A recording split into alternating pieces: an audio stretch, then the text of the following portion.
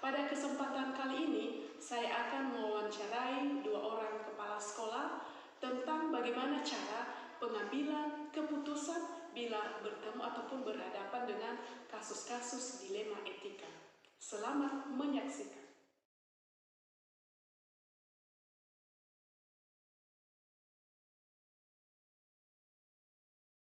Selamat pagi, Pak. Iya, selamat pagi. Gimana kabarnya, Pak? Puji Tuhan, kabar baik selalu. Baik, Pak. Sesuai dengan yang sudah saya konfirmasi sama Bapak sebelumnya bahwa saya akan mewawancarai Bapak mengenai pengambilan keputusan di dilema etika ini, Pak. Iya. Baik, Pak. Mungkin selama ini di sekolah Bapak yang Bapak pimpin ada beberapa kasus ataupun telah terjadi kasus di sekolah ini. Maka untuk menangani itu, bagaimana Bapak dapat mengidentifikasi kasus-kasus tersebut, apakah dia termasuk dilema etika ataupun rujukan moral, Pak? Ya Bu, sudah jelas Bu bahwa di setiap instansi itu tentu ada yang namanya masalah. Kita sebagai seorang pemimpin tidak boleh lepas dari yang namanya masalah. Tapi masalah itu terkadang sama-sama benar ataupun kasus itu sama-sama benar. Kalau kasus itu sama-sama benar, maka saya sebagai pimpinan bisa mengklasifikasikan bahwa itu adalah dilema etika. Tapi kalau di antara kedua kasus itu ada yang benar, ada yang salah, maka itu termasuk rujukan moral itu. Berarti kalau dilema etika ini adalah sama-sama benar, Iya. Dan kalau rujukan moral mungkin salah satunya ada yang benar, ada yang salah. Ada yang benar ataupun salah. Pak. Nah, dari situ kan Pak, maka bagaimana Bapak menjalankan pengambilan keputusan di sekolah Bapak, misalnya terutama dalam kasus dilema etika ini Pak yang sama-sama benar tadi, Pak? Oh iya Bu, kalau ada kasus di sekolah saya yang menyangkut dilema etika sama-sama benar Bu, tentu saya klasifikasikan dulu apakah kasus itu termasuk kasus berat ataupun kasus ringan. Seandainya kasus itu termasuk kasus ringan, saya sebagai pimpinan di sekolah ini, saya putuskan secara spontanitas saja Bu. Iya, itu kalau ringan. Kalau ringan, tapi kalau kasusnya sama-sama berat, tentu saya akan mendatangkan semua warga sekolah di sini, semua rekan-rekan kerja, termasuk juga ketua komite sebagai perwakilan orang tua, untuk mengambil keputusan secara bersama. Oke, berarti itu kalau kasus yang terjadi adalah kasus yang kategorinya berat, maka Bapak mengambil keputusan bersama-sama. Bersama-sama. Oke, baik. Selanjutnya ya Pak, jika terjadi kasus, maka mungkin bagaimana langkah-langkah ataupun prosedur yang Bapak ambil dalam menangani kasus tersebut? Oh iya Bu, sama dengan yang saya jelaskan tadi Bu, seandainya kasus itu terjadi di sekolah saya sama-sama benar misalnya dan termasuk juga kasus berat, sudah tentu saya akan mendatangkan semua warga sekolah, termasuk semua rekan-rekan kerja di sekolah ini Bu, dan juga perwakilan dari komite sekolah, dan mana yang diputuskan nanti, maka itulah yang kami jalankan dalam mengambil keputusan terhadap kasus yang tadi, dan kami tidak lepas dari peraturan yang berlaku. Oke Pak, berarti itu langkah-langkah ya Pak? Iya.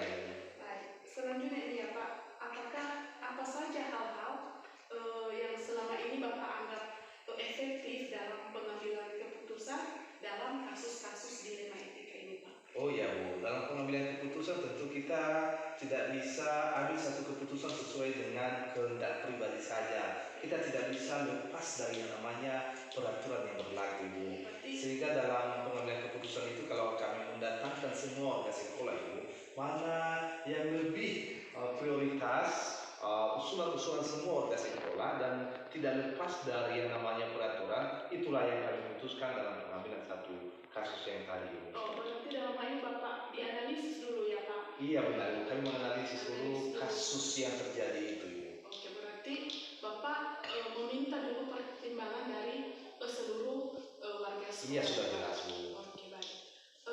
Selanjutnya ini ya Pak, dalam kasus tersebut misalnya apa saja hal-hal ataupun tantangan dalam pengambilan kasus dilema etika ini Pak? Oh iya, tentu setiap kasus itu ada beberapa tantangan yang perlu dihadapi oleh seorang pimpinan Bu.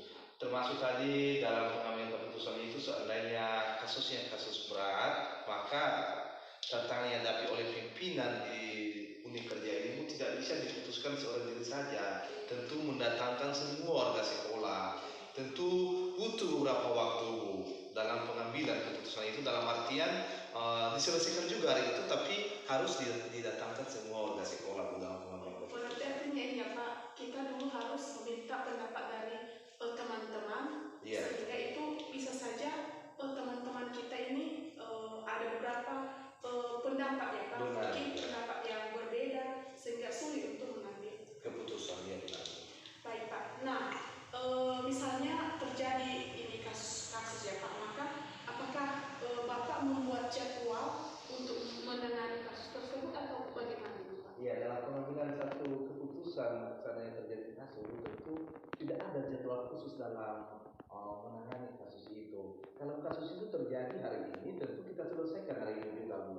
Jangan kita tunda bahwa kasus itu kita selesaikan besok, 2 hari lagi, ataupun 1 minggu lagi. Karena belum tentu muncul lagi kasus yang lain, Bu.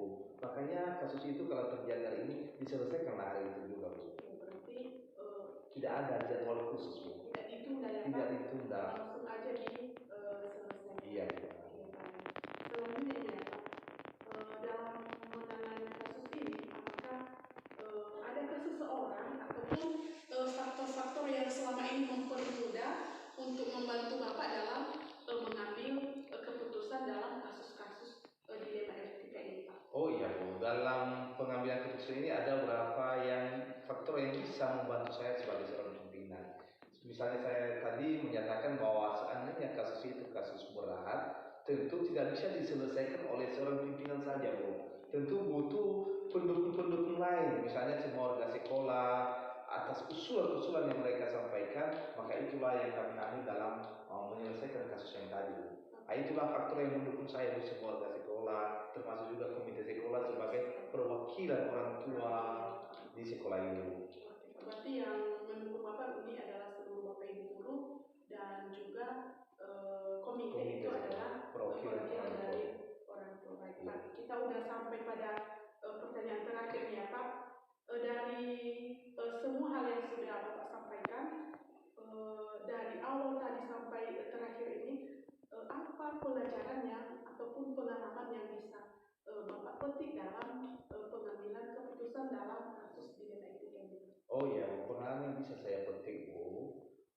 Sudah jelas dulu bahwa dalam satu instansi itu tidak ada yang namanya tidak ada masalah ataupun tidak ada kasus itu. Dan kita sebagai seorang pimpinan seperti yang saya katakan tadi, kita tidak bisa lepas dari yang namanya masalah itu. Tapi pembelajaran saya ambil di situ, Bu, bahwa seandainya kasus itu terjadi, maka selesaikanlah juga pada hari itu. Jangan ditunda waktu untuk menyelesaikannya besok, 2 hari ataupun beberapa bulan lagi baru diselesaikan kasus itu. Selesaikanlah kasus yang terjadi hari ini, maka diselesaikan juga hari ini juga, Bu. Karena seperti ungkapan dalam bahasa Inggris ini, Bu, never put off till tomorrow what you can do today. Jangan tunggu hari esok apa yang akan kamu kerjakan hari ini. Termasuk juga dalam kasus, jangan tunda hari esok untuk menyelesaikan kasus yang terjadi hari ini, Bu. Oke Pak, berarti misalnya ada kasus maka segera untuk diselesaikan. Baik Pak, terima kasih Pak waktu yang sudah Bapak berikan. Ada banyak sekali pengalaman yang sudah Bapak sampaikan. Semoga pengalaman itu bisa juga bermanfaat untuk saya. Iya Bu, terima kasih Pak. Iya sama-sama Bu.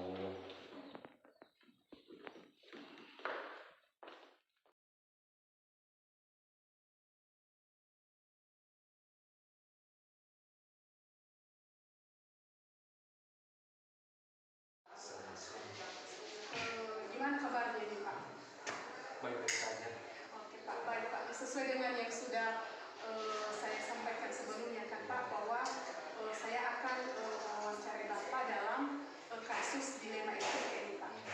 Nah, misalnya ini Pak, di sekolah yang Bapak pimpin ini terjadi kasus. Nah, selama ini bagaimana Bapak dapat mengidentifikasi kasus tersebut itu dilema etika ataupun rujukan moral? Ya, dalam situasi sekolah ya tentunya tidak bisa kita bahwa ada terjadi ya, misalnya selama beberapa kasus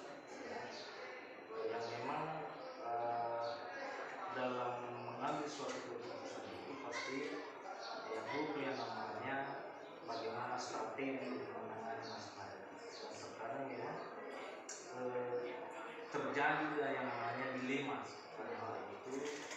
Kenapa ada dibuat kita dalam pilihan, sehingga perlu kita buat strategi bagaimana cara menyelesaikannya. Jadi tidak serta merta langsung kita ambil keputusan, tidak seperti itu. Baik Pak. Berarti kalau dia itu misalnya dilema itu ya Pak, dilema ketika kita berada dalam dilema, maka kita harus ada strategi untuk menyelesaikan masalah itu. Baik Pak. Untuk selanjutnya kan Pak, misalnya ada lagi kasus, nah bagaimana Bapak menjalankan pengambilan suatu keputusan, terutama yang kasus itu adalah misalnya sama-sama benar. Jadi dalam mengambil suatu keputusan saya mengambil ada cara strategi yang dilakukan, dan tentunya pertama yang kita harus lakukan itu kita kenali dulu yang menarik apa dulu masalahnya, ya seperti apa dia, sehingga dalam masalah itu nanti ya ketika kita sudah kenali seperti ini masalahnya, maka tidak salah langkah kita melakukan masalah. Jadi tentunya pertama kita kenali masalahnya. Berarti kita kenali dulu masalah sehingga kita juga tahu bagaimana mengambil suatu keputusan ya Pak.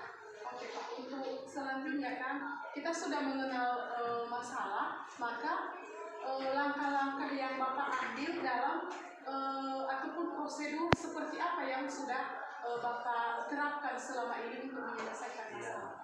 Kalau misalnya ada masalah seperti itu yang pernah saya lakukan, setelah mengenali masalahnya, dan tentunya kita cari fakta yang sebenarnya apa yang terjadi. Apakah kadang-kadang ya dalam situasi tertentu harus kita lihat nilainya seperti itu ya. Akhirnya dalam setiap masalah itu tentunya harus kita tahu ini efeknya nanti kalau saya kita selesaikan seperti ini. Jadi kita pedoman efeknya, resikonya ya seperti itu. Jadi yang selama ini saya lakukan tentunya tidak bisa kita lakukan dengan sendiri. Tentunya harus kita kita juga share-share atau konsultasi sama siapa yang ada di situ dulu ataupun siapa yang memang bisa memberikan kita solusi, karena terkadang dalam menyelesaikan suatu masalah tidak bisa kita dengan sendiri. Jadi kenapa ada beberapa faktor yang kita harus perhatikan di sini sehingga tidak terjadi yang namanya pertentangan dan bisa menimbulkan masalah. Berarti kan Pak dalam memutuskan ini kita harus melihat. Iya, harus. Artinya bersama Bapak Ibu.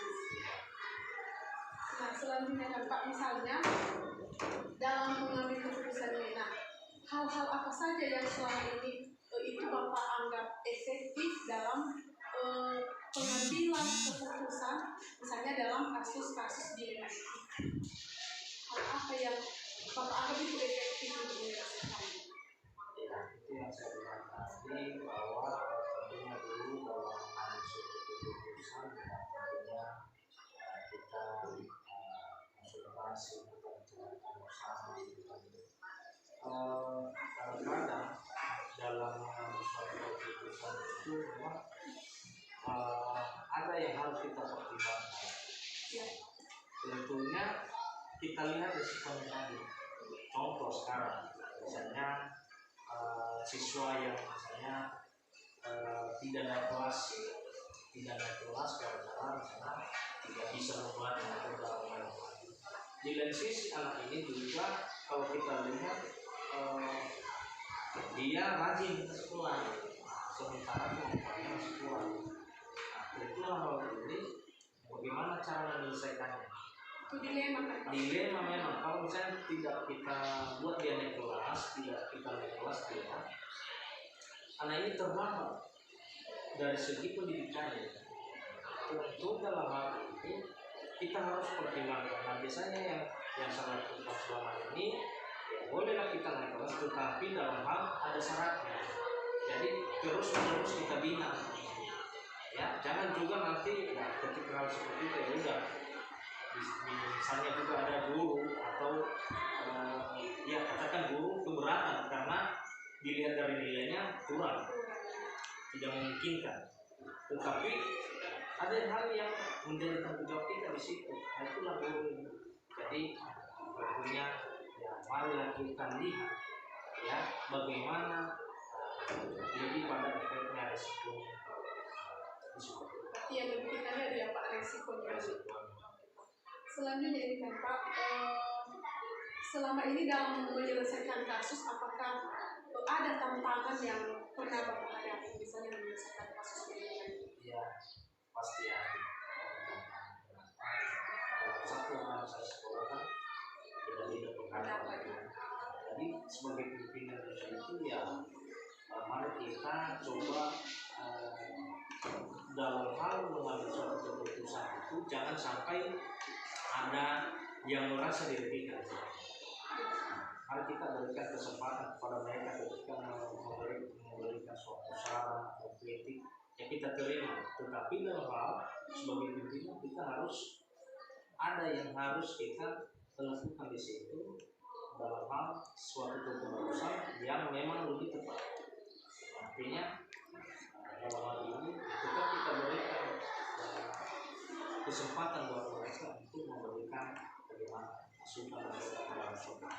Berarti artinya ini kan Pak, walaupun misalnya ada risiko tapi risikonya itu adalah minim dia ya Pak ya. Iya, pasti kita ada. sudah dibicarakan bersama ya beberapa yang orang yang memberikan saran pasti setiap orang itu beda-beda pendapat dan ada pandangan masing-masing dan tentunya ya ketika sudah kita lakukan itu minim resikonya jadi bukan kita sendiri yang tanggung sendiri. Baik Pak, misalnya kan Pak terjadi misalnya lagi kasus ini, nah apakah penyelesaiannya itu ada jadwal penyelesaiannya atau misalnya terjadi kasus maka diselesaikan pada saat itu juga atau bagaimana? Ya dilihat kondisinya dalam menyelesaikan suatu kita lihat dulu masalahnya kalau memang ya butuh waktu untuk menyelesaikannya secara mendesak. Tapi kalau misalnya masalah itu ya tidak perlu yang diselesaikan secara mendesak ya karena itu proses barangkali ada yang harus kita persiapkan juga. Dan suatu masalah itu ya kadang-kadang kalau tidak bisa kita kenali masalah seperti apa dan jelas sama kita bagaimana masalah itu kadang-kadang salah langkah kita menjelaskan. Tapi dalam hal ini butuh proses. Artinya kan Pak kalau bisa diselesaikan punya masalah ringan dia maka pasti bisa diselesaikan pada saat itu. Tapi kalau misalnya itu berat masalahnya maka pasti butuh proses, butuh waktu dalam menyelesaikan. Dan butuh juga bagaimana strategi contohnya ini kalau masalah berat tentunya ada pihak-pihak yang terkait yang bisa kita datangkan yang bisa kita berikan solusi sehingga suatu masalah itu bisa terselesaikan dengan baik. Pak misalnya apakah ada seseorang ataupun ada faktor yang mendukung Bapak dalam mempermudah menyelesaikan misalnya di sekolah ini terjadi masalah apakah ada orang-orang tertentu yang mempermudah sehingga masalah itu bisa terselesaikan? Ya, dalam menyelesaikan suatu masalah tidak bisa menyelesaikan. Ada masalah yang bisa kita selesaikan, ada juga yang tidak bisa. Dalam hal ini tentu kita butuh orang-orang yang ada di sekeliling kita, contohnya di sekolah atau di guru, dan juga kalau perlu ya kalau memang itu berat masalahnya kita libatkan juga di sini pemimpin ataupun tokoh masyarakat yang bisa mendukung kita dalam komunikasi. Tentunya dalam hal ini kesimpulannya bahwa ada polanya kita bisa selesaikan masalah ini untuk polanya tentunya harus Jadi kalau di sekolah misalnya seluruh Bapak Ibu termasuk juga orang tua ataupun komite ataupun tokoh yang bisa memberikan masukan yang baik Pak. Kita udah masuk pada pertanyaan yang paling terakhir ini Pak. Dari semua pembicaraan kita tadi Pak dari awal sampai terakhir, apa pembelajaran yang bisa menjadi pengalaman sehingga pengambilan keputusan di dilema etika ini Pak, tidak salah langkah kita dalam mengatasi. Ya, dalam menyelesaikan suatu masalah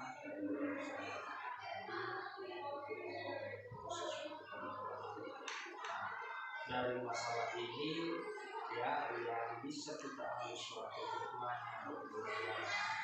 tentunya kita menyelesaikan masalah itu ya harus kita tahu ya harus kita tahu manfaatnya dan minim resiko ya. Jadi kita lihat bagaimana keputusan yang harus kita buat sehingga dari keputusan yang kita ambil itu ada manfaat dan kemudian kecil resiko atau minim resiko.